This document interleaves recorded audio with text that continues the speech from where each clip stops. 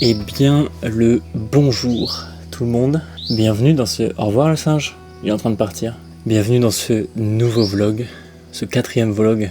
Bientôt un mois que je suis parti. Bon, comme vous pouvez le voir, je suis plus du tout au même endroit. Parce que je commence ce vlog, on est jeudi. Jeudi. Mais vous inquiétez pas, je vous ai quand même filmé ce que j'ai fait en début de semaine. Donc je vais vous raconter ça avant d'arriver à là où on est maintenant. Trop drôle qu'il y ait des singes juste à côté de la baraque. Bref, lundi matin, je me suis réveillé à Kaosok, toujours au même endroit, dans une épaisse brume. Les montagnes étaient... Les montagnes étaient embrumées, c'était très beau. J'avais mon bus qui devait venir me chercher vers 9h au lodge, où il est venu plus vers 10h30. Mais c'était un bus vers Krabi, justement, où j'y ai passé 3 jours et 3 nuits. J'avoue, c'est pour ça que je commence le vlog que maintenant, c'est que j'ai pas fait grand chose durant ces 3 jours à Krabi. Le premier jour, je suis arrivé vers 14h, je crois, donc j'ai emménagé, on va dire, dans ma chambre. Et en fait, je suis allé plus dans le sud. Kaosok, c'est vers là, et Krabi, c'est plus dans le sud, et il fait extrêmement chaud ici. Là, je transpire de fou malade. Et là-bas, oui, il fait genre 33 degrés, cagnard de ouf qui tabasse la tête. Et moi, le soleil, j'aime bien. Mais quand il fait trop chaud quoi. Et puis les UV à 9, là, moi je peux pas. Donc j'attendais à chaque fois vers 16-17 heures que l'UV baisse et que la chaleur aussi baisse pour sortir et voir un peu la ville. Mais le truc, c'est que moi j'ai pris mon hébergement à Krabi même et j'ai vu que la chose à faire pour mieux kiffer l'endroit, c'est d'aller à Ao Nang, prendre un petit scooter et après de visiter tout ça. Là, je vous avoue, j'ai pas visité grand chose, je suis juste allé me promener tous les jours dans la ville, dans Krabi même. Le soir du premier jour, je suis juste allé manger à une sorte de marché de nuit où on peut trouver plein de choses à manger et plein de choses à acheter. C'était super, c'était délicieux vraiment. Les brochettes et tout, moi j'adore. Du coup, j'ai bien kiffé. Le deuxième jour, je me suis pas mis de réveil, fort heureusement. Et je me suis... Waouh, c'est quoi ça? Alors, déjà ici, je suis sur une île en pleine... forêt, il y a plein de trucs à côté. Il y a des moustiques, des singes, il y a plein de trucs. Bref, je vous montrerai ça après. Le deuxième jour, je me suis pas mis de réveil. Je me suis levé à midi. Donc pile au moment où le soleil est le plus haut dans le ciel, donc qui fait le plus chaud. Donc je suis allé manger un truc le midi dehors. Après, je suis rentré pour me rafraîchir, prendre une douche, etc. Et puis après, j'ai vu que derrière, là où je dormais, il y avait une sorte de promenade dans les mangroves. Donc je suis allé me promener dans les mangroves. C'était très stylé, c'était très étonnant. J'avais jamais été dans des mangroves. J'avais jamais été dans des mangroves et c'est impressionnant parce que c'est un sol très mouillé, je sais pas comment on dit, mais du coup les arbres qui poussent, ils sont obligés d'avoir des centaines et des centaines de racines entre guillemets qui vont s'ancrer dans le sol pour justement que l'arbre soit stable. Et il y avait aussi des sortes de des petites branches qui sortaient du sol de partout et j'ai appris que ça en fait c'est des petites branches des arbres qui sortent pour prendre de l'oxygène et oxygéner les arbres. Et ça je savais pas en fait, il y avait plein de petites pancartes qui expliquaient un petit peu tout ça. Et puis il y avait aussi une tour d'observation, du coup on voyait très bien la ville, on voyait très bien la forêt et tout, c'était vraiment beau. Et puis vu comment il faisait chaud, je peux te dire que de monter là-haut avec le petit vent qu'il y avait, c'était un bonheur absolu en fait. Ensuite, même schéma, je suis rentré, je me suis reposé et puis le soir je suis allé manger au même endroit. Et puis en fait le lit il était tellement confortable que j'allais me coucher très tôt et je me réveillais très tard. Le lendemain je me suis aussi réveillé à midi. Donc cette fois non, je suis allé, je me suis levé à midi mais je suis sorti directement pour aller me trouver un petit truc à manger et puis j'ai vu qu'il y avait un parc. Donc je suis allé me promener dans ce fameux parc en bord de mer. Je sais pas si on peut appeler ça la mer parce que c'est pas forcément une mer mais c'était plutôt sympa et puis j'ai croisé quelques locaux, on a discuté tout ça, c'était vraiment cool. Et puis après, même schéma encore une fois, hein, je suis rentré, je suis allé me reposer et puis le soir je suis allé manger pas au même endroit parce que dans mon hôtel il y avait, j'ai rencontré un gars, un Tunisien, du coup on a parlé un petit peu et tout, il m'a dit où est-ce qu'il avait mangé et du coup j'ai suivi son conseil, je suis allé manger au même endroit et après avoir mangé du coup je suis allé me promener en bord de mer et puis après je suis rentré dormir. Et ce matin, parce qu'on arrive du coup à ce matin, je me suis réveillé, j'ai packé mes affaires et puis je suis parti, j'ai attendu mon petit grab. D'ailleurs très drôle parce que en gros j'ai pris le bateau pour ici, d'une ville, d'un port à 40 km de Krabi même, donc j'ai pris un grab. La dame qui m'a amené m'a donné son numéro pour que quand je revienne, je l'appelle et qu'elle vienne me chercher. Waouh, mais c'est une dinguerie comment c'est gros ces trucs qui volent là. Pareil, je m'habitue à tous ces insectes. Bref, elle m'a donné son numéro pour que elle-même vienne me chercher au retour quand je reviens parce que apparemment les taxis sont trop chers. Donc elle m'a donné son numéro et je vais pouvoir avoir un taxi privé. Donc ça c'est vraiment cool. Donc je suis arrivé au port. En fait c'était un petit port, une petite ville et tout. Je savais pas du tout où est-ce que je devais aller, quel bateau je devais prendre et tout. Donc il y a un local qui m'accoste, qui me dit ouais tu vas où tout ça. Je lui dis je vais à Kojam parce que c'est l'île où je suis, Kojam. Enfin Kojum, mais eux ils appellent ça Kojam. Du coup j'appelle ça Kojam en fait. Waouh mais waouh, c'est une folie à quel point c'est gros. Ça fait peur carrément. Bref, il me dit ouais voilà bon, au fond du port. Du coup je vais au fond du port. Et en fait j'ai attendu une petite vingtaine de minutes et eux ils étaient en train d'embarquer des cartons sur leur bateau. Ils m'ont dit bah vas-y monte et du coup je suis monté sur le bateau et en fait c'était pas le ferry que le gars, le propriétaire d'ici m'avait dit de prendre. C'était juste une petite embarcation où ils ramenaient des cartons et du coup ça m'a coûté beaucoup moins cher que si j'avais pris le ferry ou quoi. Donc dinguerie et puis ils étaient très gentils, très sympas donc vraiment cool. Et puis ensuite je suis arrivé ici à Jam. J'ai pris un petit verre en attendant que Anit, le propriétaire d'ici, vienne me chercher. Et puis ensuite, il m'a amené ici. Je vais vous montrer un petit peu ma belle demeure pour 3 nuits. J'adore. Vraiment, c'est grave ma cam. C'est vraiment ce que je cherche. Donc c'est incroyable. C'est une petite cabane qu'il a construite lui-même. Il y en a une autre derrière. Et vraiment, il y a tout ici. Hein. Il y a la wifi, un lit, une douche, des toilettes, une cuisine, donc un frigo, un Mac. Et il m'a même loué une petite moto manuelle cette fois, pas automatique, pour aller voir un petit peu tout ce qui se passe dans la ville et tout, donc après je vais aller manger et puis vers 17-18h aller voir le coucher de soleil sur... C'est quoi tout ça? Il y a des moucherons. Voilà, dégagé. Donc ça va être plutôt sympa, vraiment. Pour l'instant, je m'y sens bien ici. Je viens à peine d'arriver là, c'est pour ça que je me suis dessapé, j'ai beaucoup trop chaud. Et puis ça m'a fait rire parce que comme je vous disais tout à l'heure, j'ai entendu un singe, il est parti là depuis, mais il est monté dans un arbre, il a pris une petite mangue ou je sais pas ce que c'est, et il l'a mangé là, juste en bas, puis après il s'est barré. Il a eu peur de moi, il s'est barré. Il serait pas temps que je vous fasse un petit tour du propriétaire, moi. Et déjà, comme vous pouvez le voir, on arrive par ce petit endroit. Il y a mon petit scooter juste ici. Et puis, voilà ma petite maison qui est vraiment sympa. On arrive et là, il y a mon petit salon avec déjà mes affaires. C'est trop bien. Il y a une petite cuisine avec vue sur la forêt. De quoi se poser et tout. Il y a même un petit bureau, on va dire, pour que je fasse mon petit montage. Un petit hamac, une petite table avec vue sur je ne sais quoi. Les papillons qui passent et les singes. Là, on a une petite salle de bain. Vous allez voir, est exceptionnel, avec de l'eau chaude et tout, donc que demander de plus en fait. Vraiment, c'est parfait, moi ça me convient amplement. Et puis ensuite, on a là-haut, je pense que ça va être mon endroit préféré. Déjà on a un petit endroit pour se poser. On a la chambre, des plus simples, hein, voilà, avec moustiquaire. Donc à vrai dire, que demander de plus, on va pas se mentir. Ça va pas être le même style de vlog que la dernière fois, parce que j'ai pas grand chose à raconter, et je vais pas beaucoup faire de visite ou autre, mais ça va être un vlog un peu plus chill on va dire, où même vous reposez avec moi dans ce magnifique cadre.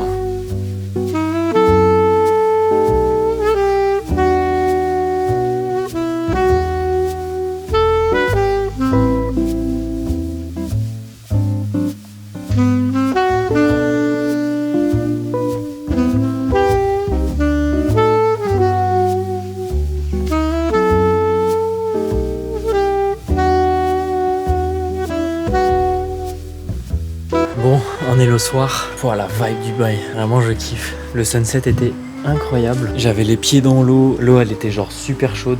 Enfin, vas-y, super chaude, j'abuse. Dommage, j'avais pas mon maillot de bain parce que j'y serais allé. Je l'ai acheté pour rien en fait, ce maillot de bain. Après le coucher de soleil, je suis allé acheter 2-3 trucs à manger. J'ai acheté une petite pastèque dans le frigo et des noodles pour le soir que j'ai mangé. Ensuite, je suis allé manger. Enfin, j'ai pris la moto pour faire un tour dans la ville. C'est fou comment je deviens parano ici. Genre j'ai l'impression que tous les bruits c'est des animaux. C'est peut-être vrai d'ailleurs.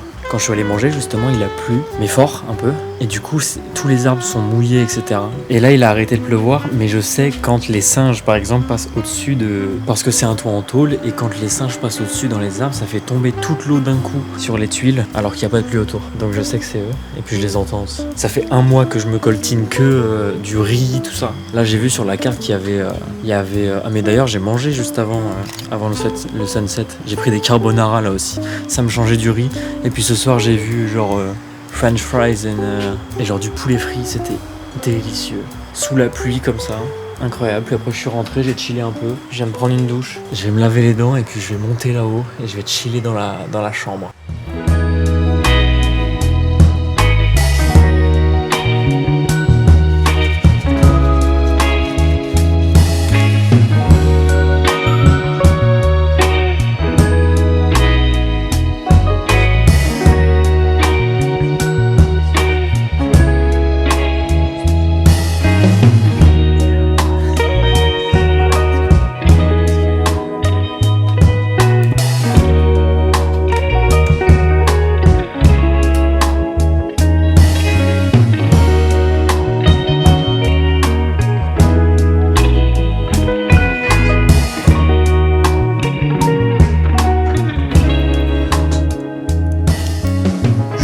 sympa de découverte de cette petite île qui, je pense, a beaucoup de belles choses à me montrer. Il me reste 3 jours ici, donc je pense que j'aurai le temps de voir un petit peu tout ça. Puis j'ai la petite moto, donc c'est cool. Demain, je sais pas ce que je vais faire. S'il pleut pas, parce que normalement, je crois que tout mon séjour ici, il pleut pas mal. Donc s'il pleut pas trop, peut-être essayer d'aller à la plage, juste chiller à la plage, me baigner dans l'océan, parce que en face de moi, c'est l'océan Indien.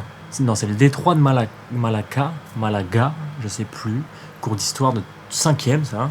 Donc voilà, ça va être au jour le jour. Semaine prochaine, je reviens vers tout ce qui est Krabi et Aonang. C'est pour ça que je me suis permis de pas trop montrer dans ce vlog-là la ville de Krabi. Je voulais juste kiffer la vibe, donc j'ai juste filmé un petit peu sans forcément parler. Et parce que je savais que j'allais revenir, pas dans le même coin, mais en tout cas dans la région, entre guillemets. Et après... peut-être qu'on ira rejoindre les potes que je me suis fait à Kaosok, à l'auberge. D'ailleurs, je sais pas si je vous ai dit ça. Dimanche soir, on a passé une soirée de dingo. Genre vraiment, moi j'ai kiffé de ouf. C'était une super soirée, on a bu, on a fumé un peu, on a bien parlé. Genre c'était vraiment cool, on a bien rigolé. Bah ça fait du bien quand ça fait pratiquement un mois que t'es tout seul. Que entre guillemets, ta plus grande peur ici, c'est de sociabiliser. Bah ça fait du bien de sociabiliser, justement. Et du coup, ces gens-là, je sais qu'il y a Chris et Gabriel. Donc Chris, c'est un... comment on appelle ça? Un anglais.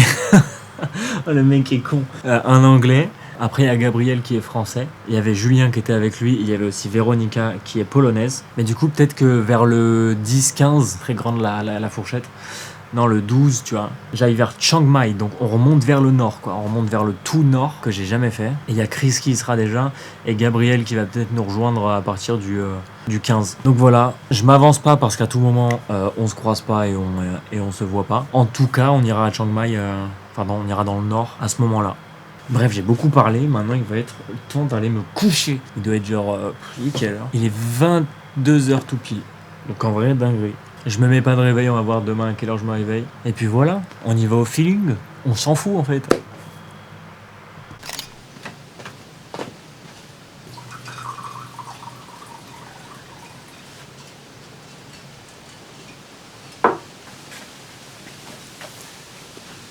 J'ai trop mal dormi.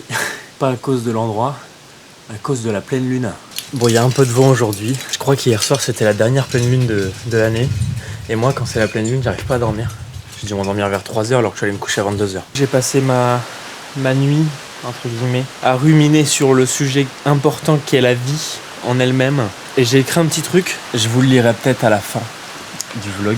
Aujourd'hui, le programme, ça va être... Oui, bah ça va. Aussi ? Non ? Oh, regardez-moi ça.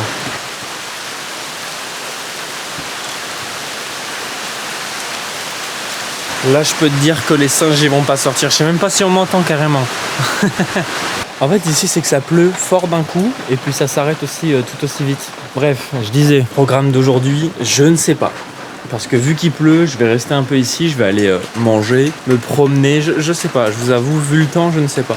Mais là, il vient de pleuvoir et là, il y a une belle éclaircie. Donc en fait, c'est très aléatoire. Faut que je fasse un peu de montage parce que j'ai pas fait un pet de montage depuis le début de la semaine. On est vendredi.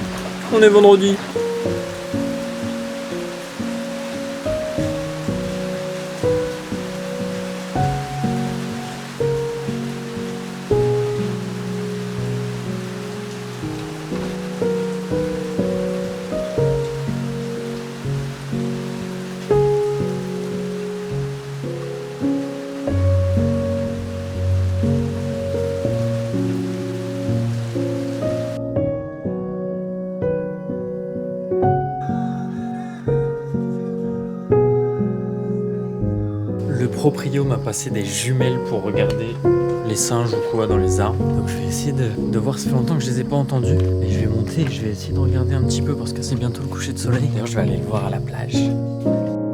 Je les entends, hein, mais je les vois pas. Pas des tigres. Je vais voir un tigre. Putain, la qualité, c'est une folie. Parce que la dernière fois que j'en ai vu un, il était au sol. C'est vrai qu'on a l'habitude de regarder les singes dans les arbres. Le gars, il est sur une terrasse en plein milieu d'une île en Thaïlande en train d'essayer de choper des singes avec des jumelles, frère. On est où là? Allez, t'as des éléphants. Je t'ai entendu, hein. Ils font ça, exactement. Je le fais trop bien, je suis un singe. C'est un peu comme le clignotant.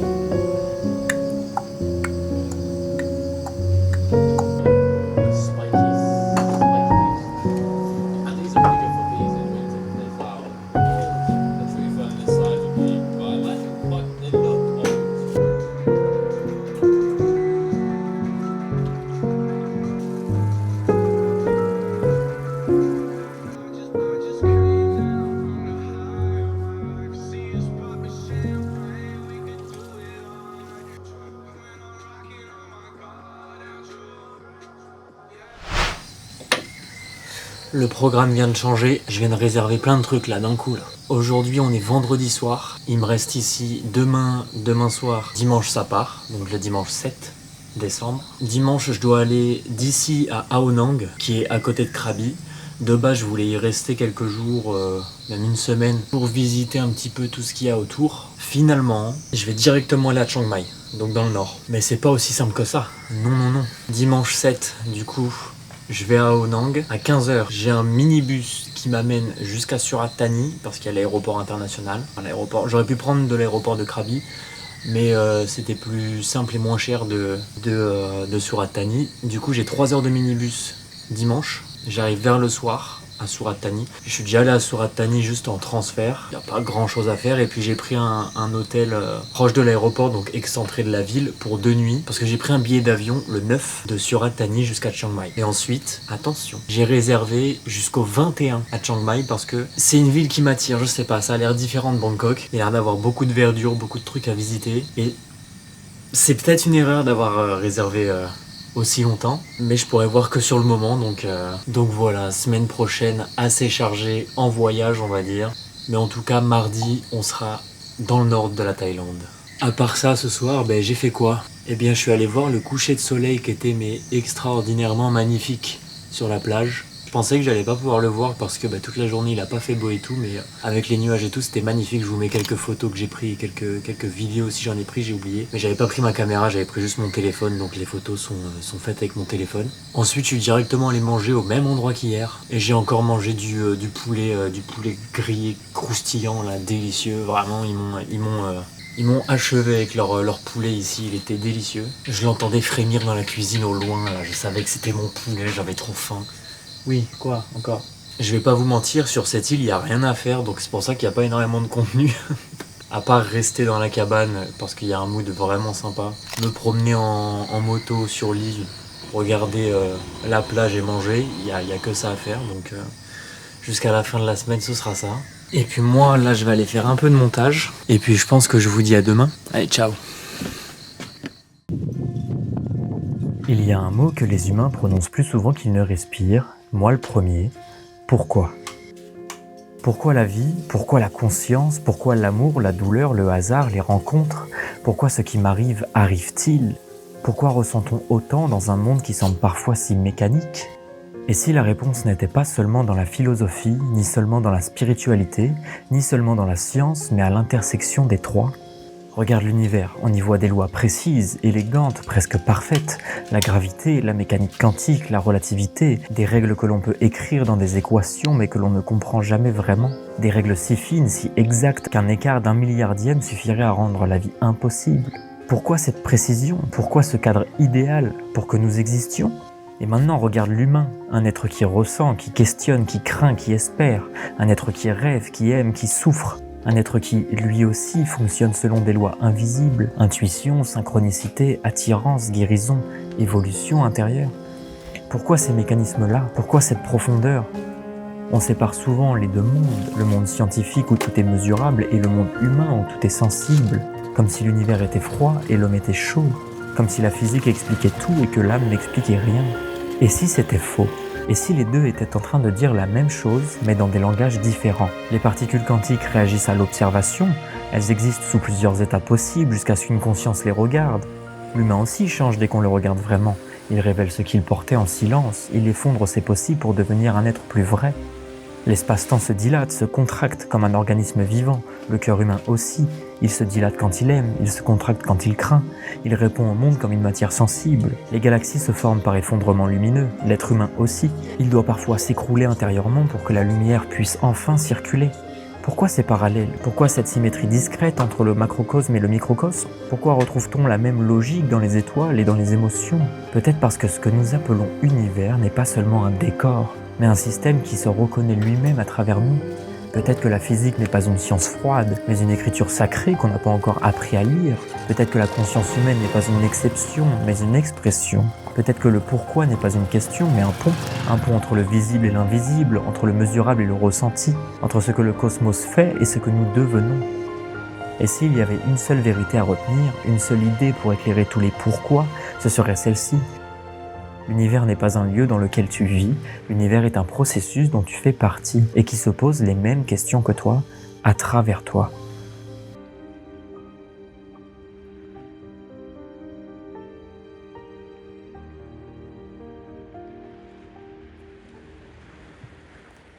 Et voilà les amis, le vlog est maintenant terminé. Je sais, on est samedi soir. Mais bon, demain on part, donc je le mettrai dans le vlog de la semaine prochaine. Je vous invite grandement à mettre un petit like, à vous abonner et surtout à mettre un commentaire. Donc si vous pouviez mettre un petit commentaire pour me donner de la force, moi ça m'arrange. Moi je vous dis à la semaine prochaine et cette fois vous avez le vlog dimanche.